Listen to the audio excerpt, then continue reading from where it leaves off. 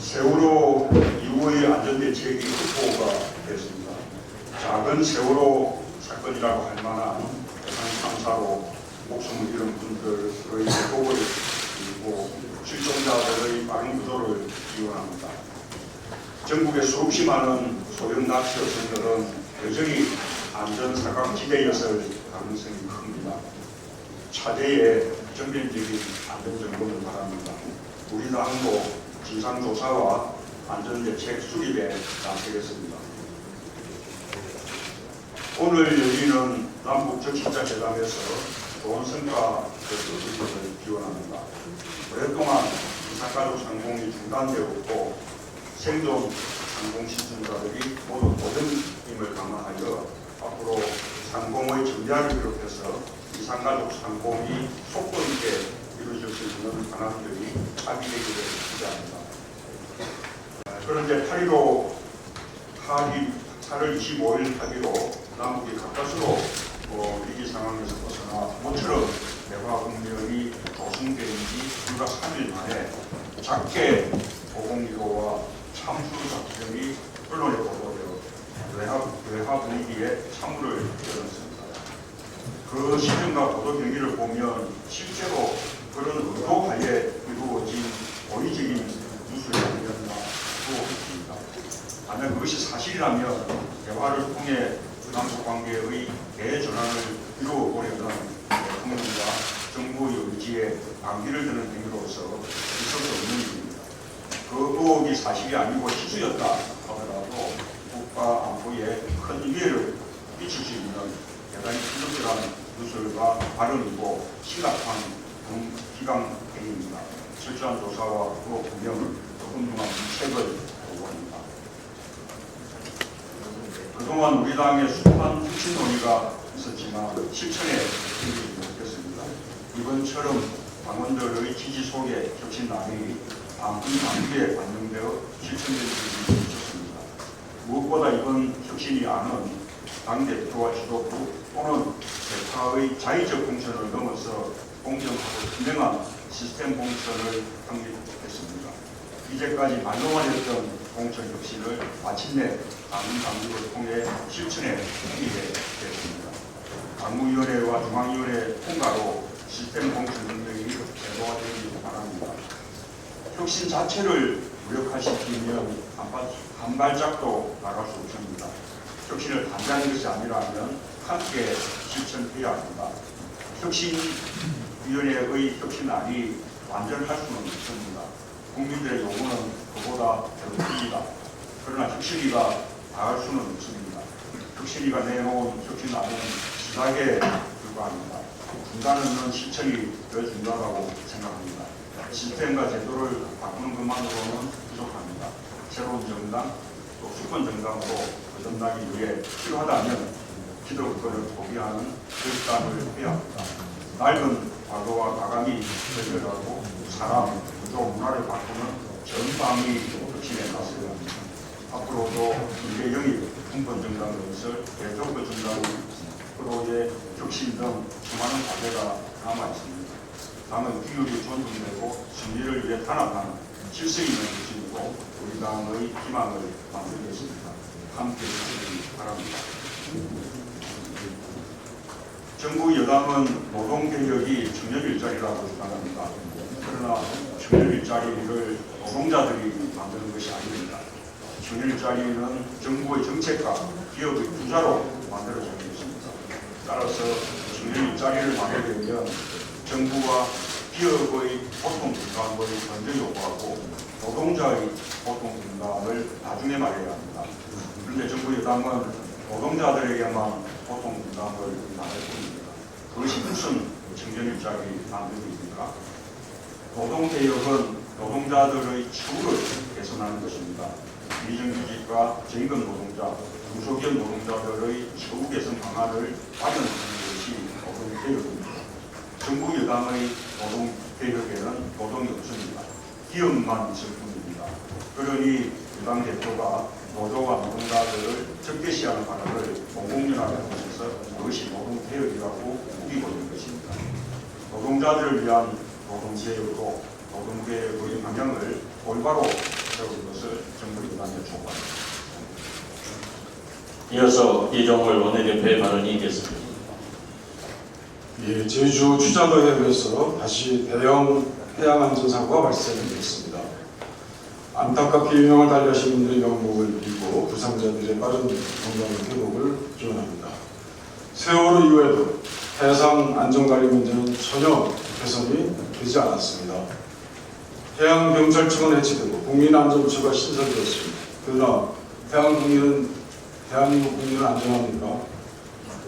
우리 당은 이번 국감에서 세월호 이후의 해상 안전관리 체계와 사고 발생 시에 우리 당국의 업무 협조, 기타 종합적인 체계를 점검하고 검토하겠습니다.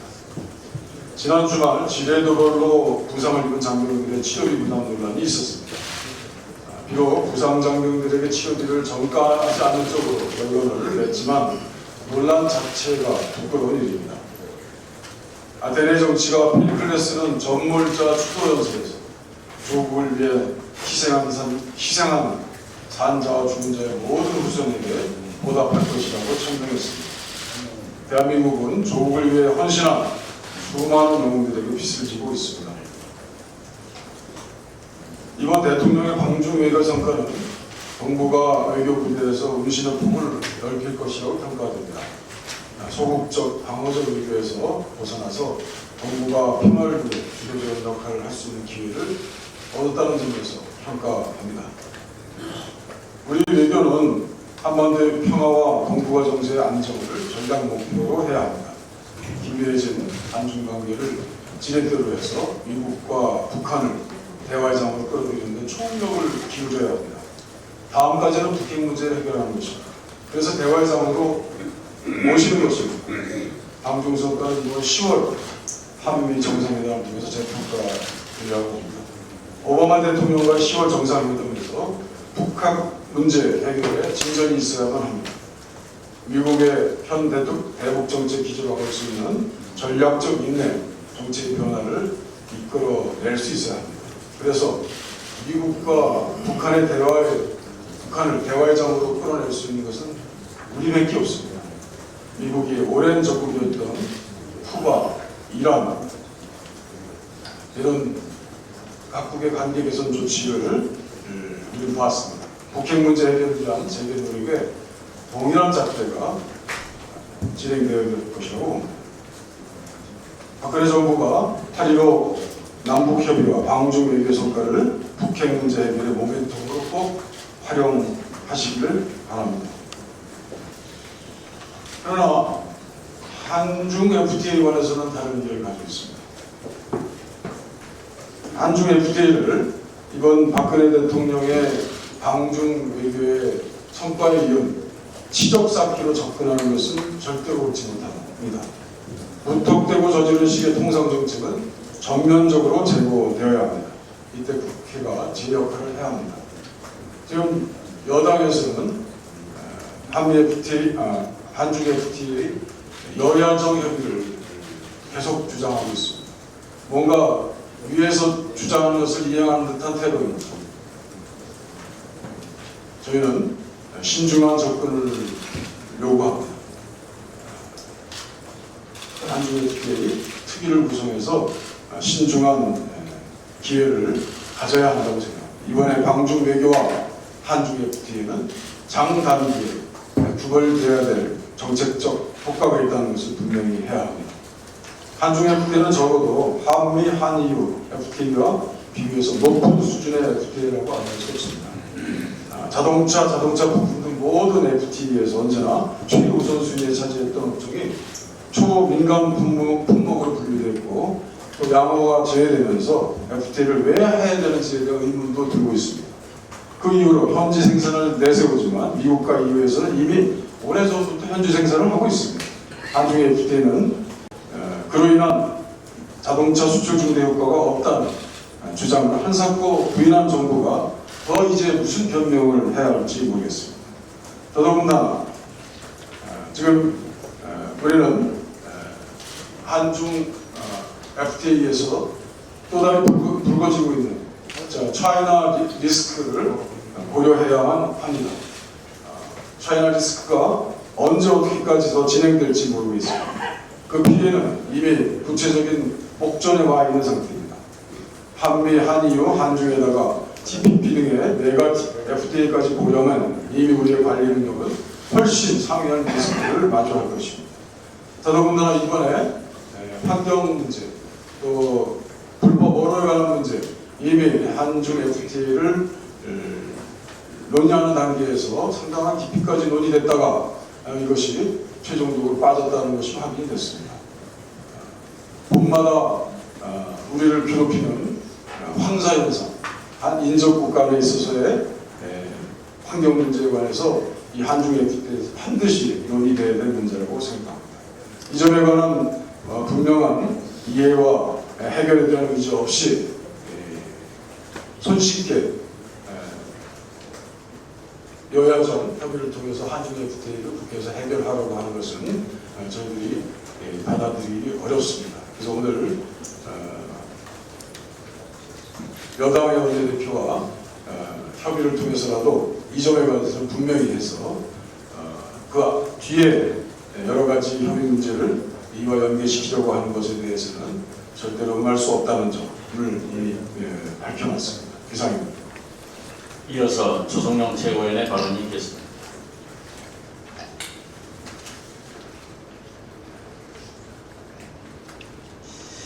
네, 제2의 세월호 사건이 또 발생했습니다.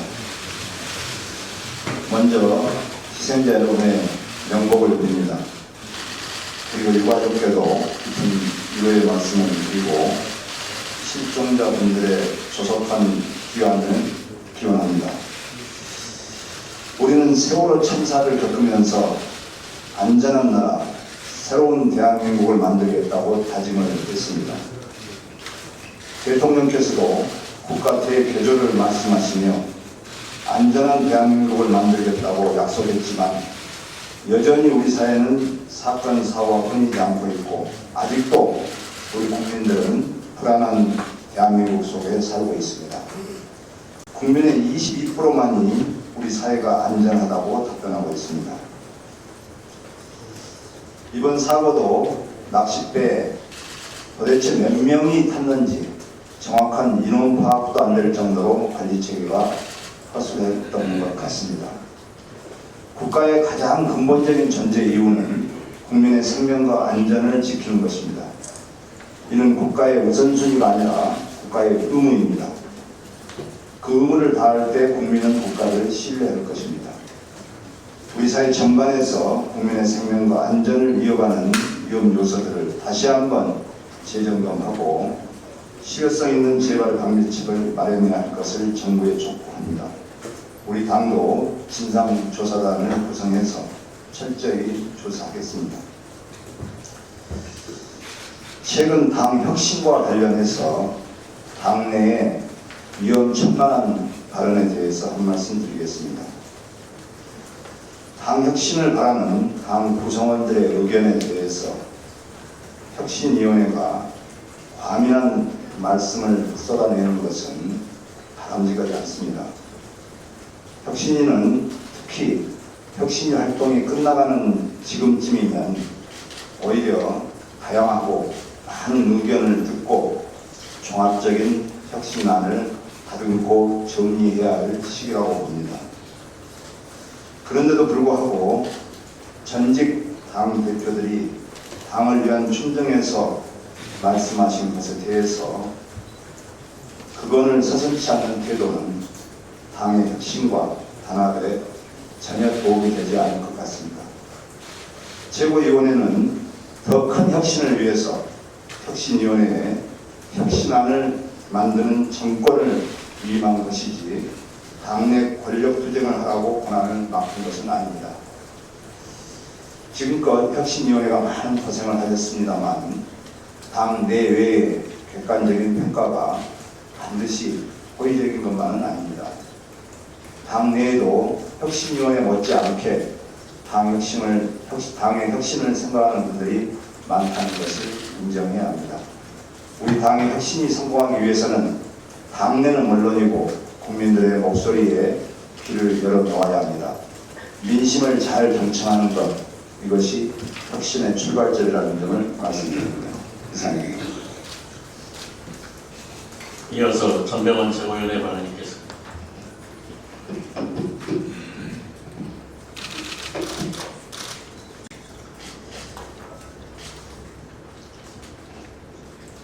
또다시 낚싯배가 침몰해서 새벽만이 부족되는 참사가 발생했습니다. 사망자의 명복을 빌고 실종자의 생활을 기원합니다. 그러나 아쉽고 안타깝게도 이번 돌고래호 침몰 참사는 세월호 사건의 재편이고 세월호 참극의 대작입니다. 정부는 더 이상 참극의 악순환이 되지 않도록 보다 근본적이고 적극적인 처방과 노력이 필요합니다. 대오각성을 촉구합니다. 포탈을 겁박해서 인터넷 기사 편집권까지 건멸하겠다라는 새누리당의 태도는 보도 지침으로 언론을 통제하겠다라는 군부 독재 시절 연상케 합니다.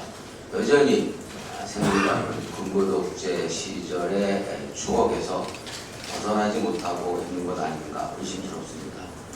포탈 편집과 관련해서 사실 울고 싶은 것은 야당이었습니다.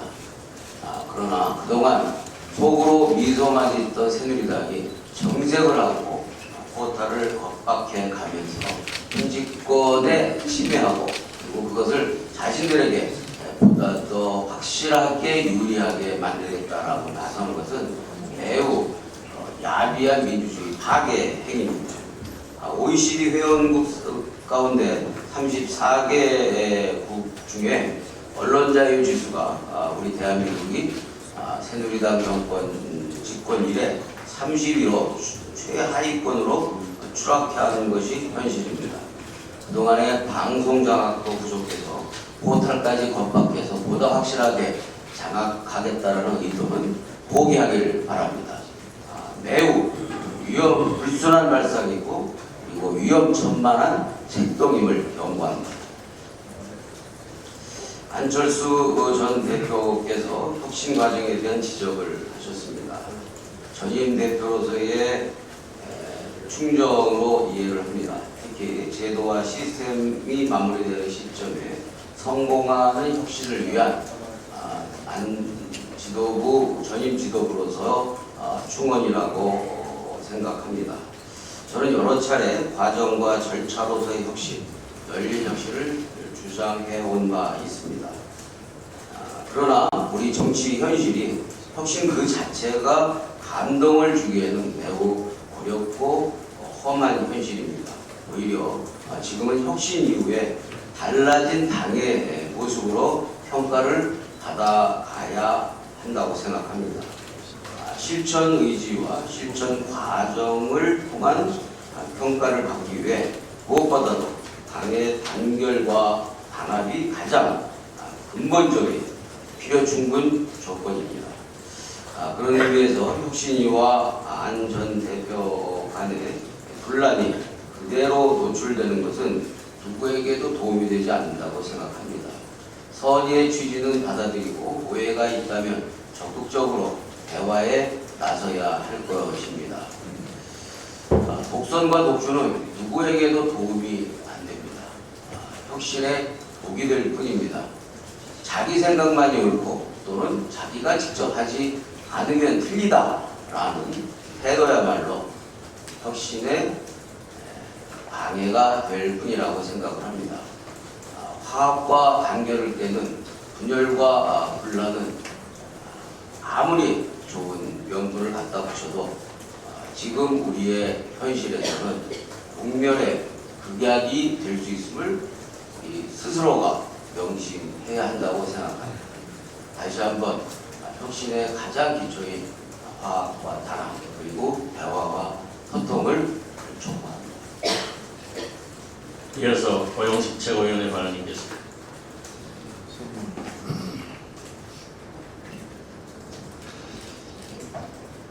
혁신위를 중심으로 한 혁신 작업이 막바지에 온 것으로 보입니다.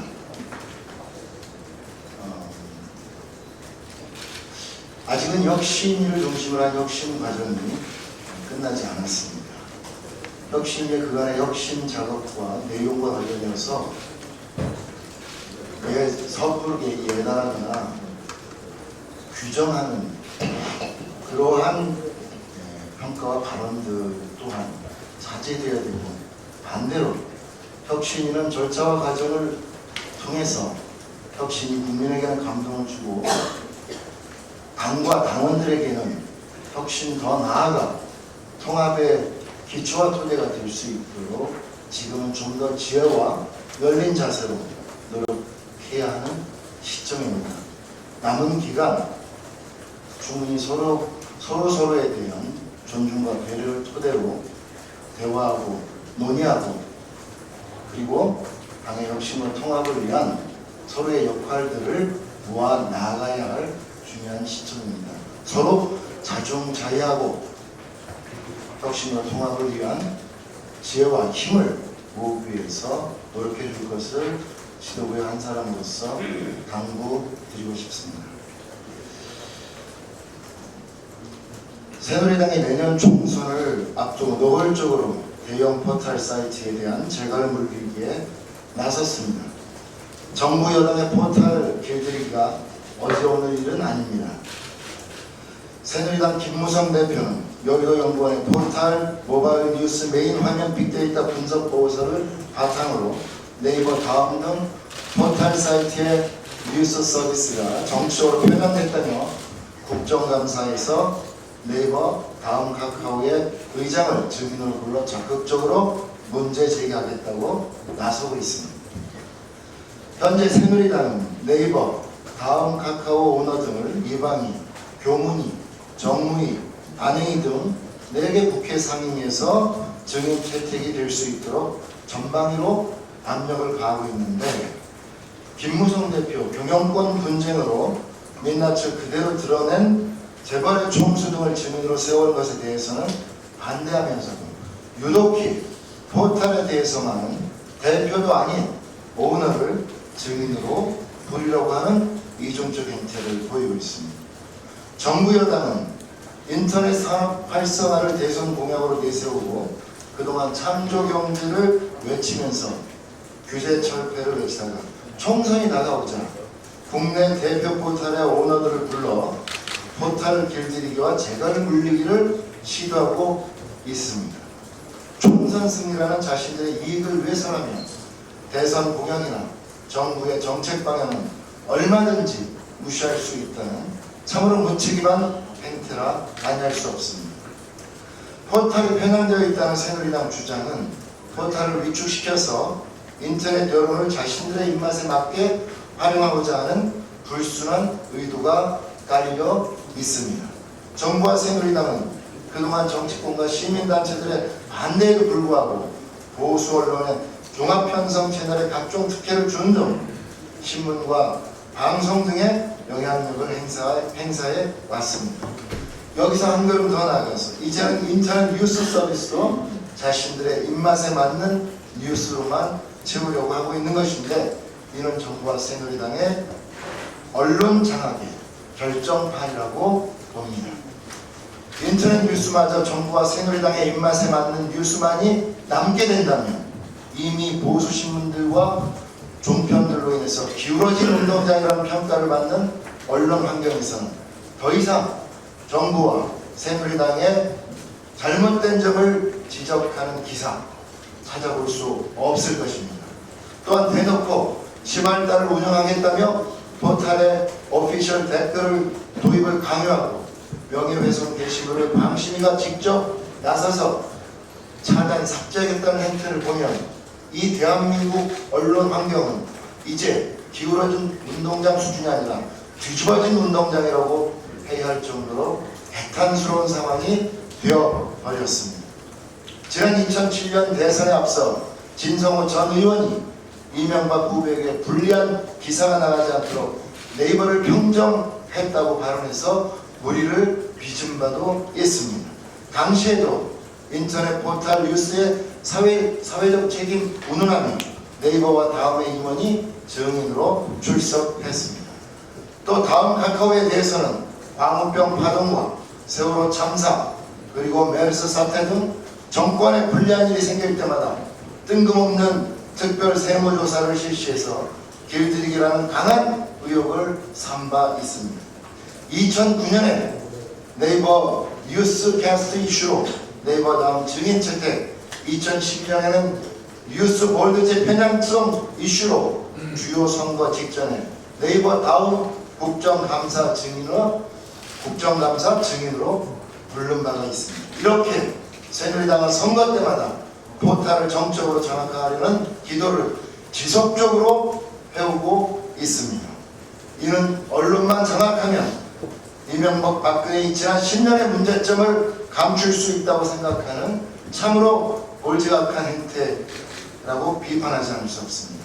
새누리당의 주장처럼 인터넷에 정부와 여당의 비판 부정적인 기사가 넘쳐난다면 이는 포탈이 그런 기사만을 찾아낸 것이 아니라 정부와 여당의 잘못이 그만큼 크다는 뜻일 것입니다. 정부와 새누리당이 지금 신경을 써야 하는 것은 포털의 불공정성 문제가 아니라 폐조선이라는 말이 나올 정도로 팍팍해진 서민들의 삶이라는 점을 명확히 인식하기 바랍니다. 자신의 잘못에는 눈을 감으면서 잘못을 지적하는 손가락이 공정하지 못하다고 궤변을 늘어놓는 모습이 2015년 현재의 새누리당의 부끄러운 자화상입니다. 이는 한 줌의 권력으로 국민의 눈과 귀를 가리겠다는 것이고 이 같은 잘못된 행태에 대해서는 우리 당은 결코 묵과하지 않을 것임을 분명히 밝히는 바입니다. 이상입니다. 이어서 유승희 최고위원의 발언이 있겠습니다. 어제 돌고래에서 안타까운 참사를 당한 분들의 명복을 빕니다. 유가족분들에게도 위로의 말씀을 전합니다. 세월호 교훈이 어느새 사라지고 여전히 해상 사고에 대한 안전관리가 부실하다는 것이 드러났습니다. 걷기에만 급급할 것이 아니라 정부 당국은 돌고래호 사고 수습 및 대책에 만전을 기하고 철저한 원인 규명을 해야 됩니다. 지난 금요일 조희연 교육감이 항소심에서 선고 유예 판결을 받았습니다. 자유롭게 후보 검증을 하는 선거의 본질에 비추어 봤을 때 당연한 표현의 자유를 보장한 헌법 정신에 합당한 판결이라고 봅니다. 우리나라는 명예훼손 및 허위사실 유포, 후보자 비방죄에 대해서 매우 광범위하게 가혹한 형사 처벌을 하는 나라입니다. 그것이 우리나라가 국제적으로 언론과 표현의 자유평가에서 낮은 등급이 나온 일입니다. 우리를 비롯해서 여러 국제기구들이 각국의 명예훼손 등에 대해서 비형사 방지하를 촉구하고 있습니다. 반기문 UN 사무총장도 명예훼손 비형사 방지하를 촉구했습니다.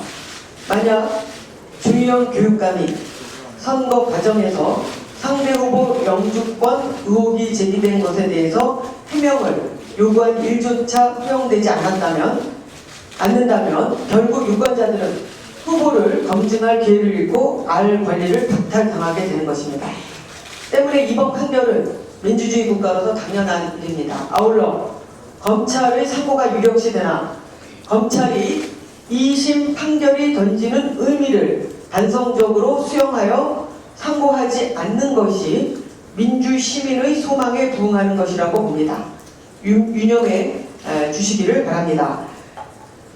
아울러서 새누리당의 포털을 공개적으로 압박하는 것은 매우 심각한 언론과 표현의 자유 침해입니다. 새누리당이 총선을 앞두고 포탈을 기선 제압하려고 한다는 의혹이 있습니다. 새누리당 여의도 연구소의 보고서는 허술하게 짝이 없습니다. 정부 여당에 대한 부정적인 기사가 야당에 대한 부정적인 기사보다 10배가량이 많다. 거기에 정부 부처와 산하기관의 정책 비판 기사까지 분석에 포함이 되어 있습니다. 그러나 정책 전반을 다루는 정부 여당이 야당보다 뉴스가 더 많은 것은 당연한 것입니다. 또한 분석 보고에서는 당연한 정부 비판 기사에 대해서도 평가적인 기사라고 제시를 했는데 참으로 어처구니도 없고 어불성설입니다. 새누리당은 정당한 비판과 편파를 구분하지 못합니까? 여당이라고 하기에는 부끄러운 수준으로 매우 비민주적이고 유화적인 대응이라고 아니할 수 없습니다. 새누리당은 토털 기선 잡기를 당장 중단하고 언론과 표현의 자유 보장을 위해서 동참해야 할 것입니다. 참고로 제가 위원장을 맡고 있는 표현의 자유 특별위원회가 인터넷 신문 등록 기준 강화에 대한 긴급 토론회를 내일 2시에 국회의관에서 개최를 합니다. 박근혜 정부가 추진하는 인터넷 신문 등록 요건 강화가 인터넷 언론을 통제해서 언론과 표현의 자유를 침해할 가능성이 높다는 지적이 많이 있습니다. 언론인 여러분의 많은 관심과 취재를 부탁드립니다. 마지막으로 간단하게 좀 전에 전병환 최고위원께서 혁신에 있어서의 열린 혁신이 중요하다는 말씀을 하셨습니다. 한마디 덧붙이면 혁신에 있어서는 원칙을 준수하는 것이 중요하다고 봅니다. 지금 우리 당은 좀 뿌리당원 찾기를 하고 있습니다. 권리당원이 존중되어야 하고 공천 과정에 있어서 제가 지난번에도 말씀을 드렸듯이 50% 참여 원칙이 존중되어야 하며 또한 소외된 당원이 존중되어야 됩니다.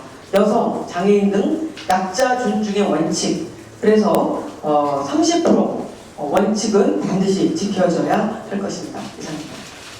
이어서 추미애 최고위원의 발언이 있겠습니다.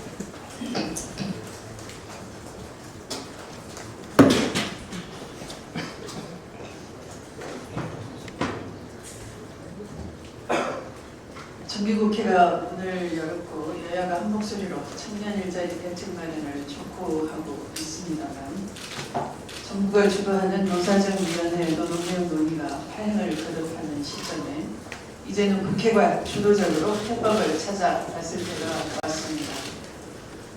지난 금요일 오전 노동민주화, 경제적인 노동민주화 TV는 청년단체 대표들을 만났습니다. 청년단체 대표들은 청년 일자리를 만들겠다는 여야 정치권에 대해 전혀 신뢰를 보내고 있지 않았습니다. 이들은 임시 처방이 아니라 근본적인 대책을 원했고 우리 경제 사회의 불공정성을 바꿀 수 있는 획기적인 처방을 원했습니다. 무거운 책임감을 느끼고 있습니다. 오후에는 한국노총과 노동계와도 대화를 했습니다. 이들도 근로자에게 모든 책임을 미루는 현재의 방식이 아니라 노사정 모두가 고통 분담을 통해서 청년 일자리, 비정규직 문제 해결에 적극 동참하고 나서겠다라는 것을 명백하게 밝혔습니다. 경제위기 극복과 청년 비정규직 문제를 해결하기 위한 사회적 대타협을 반드시 성공시켜야 합니다. 저성장과 청년 실업, 가계의 빈곤을 막기 위한 일자리 개혁이 절실합니다. 이를 위해서 우리가 제안한 여야의 청년 비정규직 대표 노사정이 함께하는 사회적 논의에 정부 여당이 적극적으로 참여할 것을 촉구합니다. 당 쇄신안에 대해서 처음에 당 쇄신일을 마련할 때의 목표처럼 당내 분열을 극복할 수 있는 탕평책, 이제는 탕평을 하도 많이 들어서 그것마저도 지루한 동의 반복으로 들리고 있습니다. 아예 탕평이 탕탕이 되도록 아예 개판할 개보 이런 얘기가 전혀 나오지 않도록 탕탕하는 그런 자세가 우리 모두에게 필요하지 않나 싶습니다.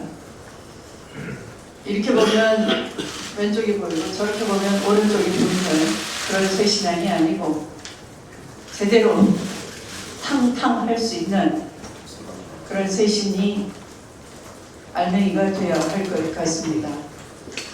당의 구심력이 이렇게 가면 자꾸 떨어질 것 같습니다.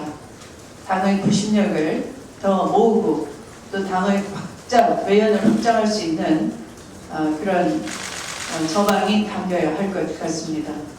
또한 아울러서 정치의 본질은 책임입니다. 책임과 대표성이 조화를 이루어야 합니다. 그런데 책임과 대표성이 좀 부족하다 보입니다. 책임 없는 대표, 그런 방안이 맞지 않은 것 같습니다. 일례로 최고위원제를 지역 분할 체제로 한다면 바로 그런 최고위원이라는 당 지도부로서의 책임과 대표성의 부조화가 하나 이해가 될 것 같습니다. 그런 것들이 제대로 정말 열린 혁신이 돼서 앞으로도 논의에 잘 모아져서 국민이 이해하고 받아줄 수 있는 제대로 된 혁신안이 탄생될 수 있도록 모두 힘을 모았으면 좋겠습니다. 이어서 이영국 최고위원의 발언이 있겠습니다.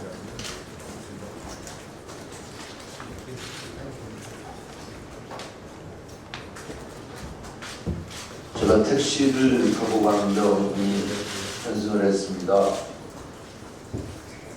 그런데 그분이 힘이 있다고, 권력이 있다고 저보고 욕을 하고 오히려 내리라고 한다면 얼마나 분통이 터지겠습니까?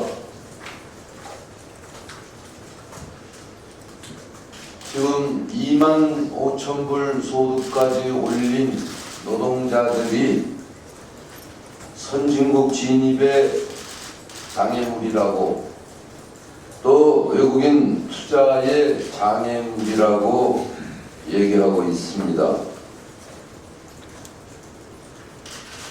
금요일자 JTBC 팩트체크에 나온 얘기를 인용해서 말씀드려 보겠습니다.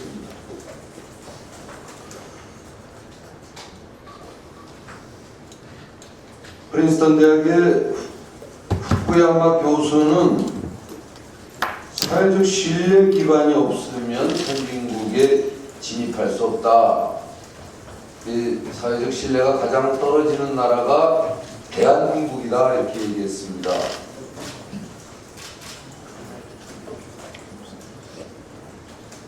그 다음에 외국인 투자자들에게 여론조사를 했습니다.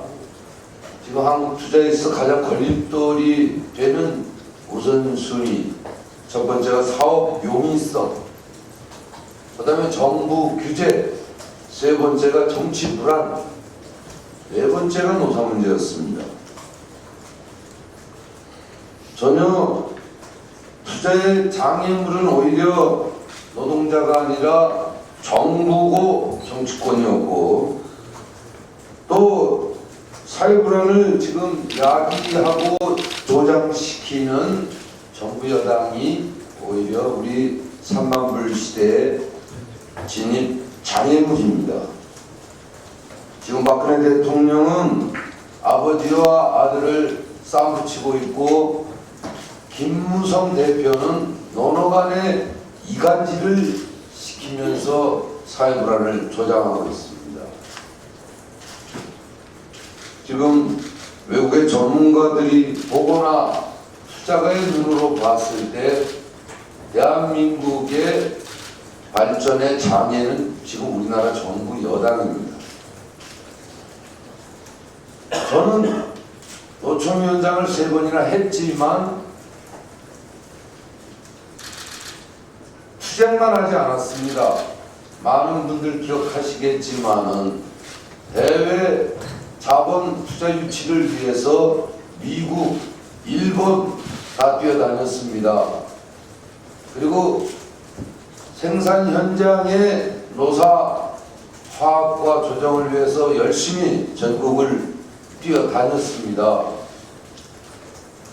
이런 노동자들은 CNN 뉴스, 전혀 근거도 없는 CNN 뉴스 최근에 6년간 보니까 2009년도 쌍용 자동차 노사 분규 보도 외에는 한 건도 없었다고 합니다. 그런데 연일 몇 시간 노동자들의 쇠파이프 때문에 그 보도가 나가는 바람에 유치가 안 되고 3만 불이 안 됐다고 이렇게 허위 거짓말하는 김무성 대표는 아무런 책임도 없고, 그걸 비난하는 저는 사퇴하라고 하는 새누리당이 정말 양심이 있는 조직입니까? 그리고 김무성 대표는 일자리 누가 만듭니까? 사장님들이 만듭니다. 그럼 일자리 만드는 데 있어서는 노사의 고통 분담을 요구해야죠. 노동자 잘라서 노동자들 취업시키겠다. 그게 일자리 창출입니까? 돌려막기가? 아무 의미 없는 거 아닙니까? 그러면 정작 일자리를 만들어야 하는 재벌들에게는 지금 무엇을 했죠? 아무것도 한 게 없지 않습니까? 노동자들에게 일방적인 고통 전담만 요구하는 이런 행위, 왜 본인이 재벌의 아들이기 때문에 티내는 겁니까? 이제 우리 사회의 주역이었던 노동자들을 이렇게 막패기식으로 함부로 말씀하지 마시고 거짓 자료까지 대면서 함부로 얘기하지 마시고 필요하면 저하고 맞짱 토론합시다. 이상입니다.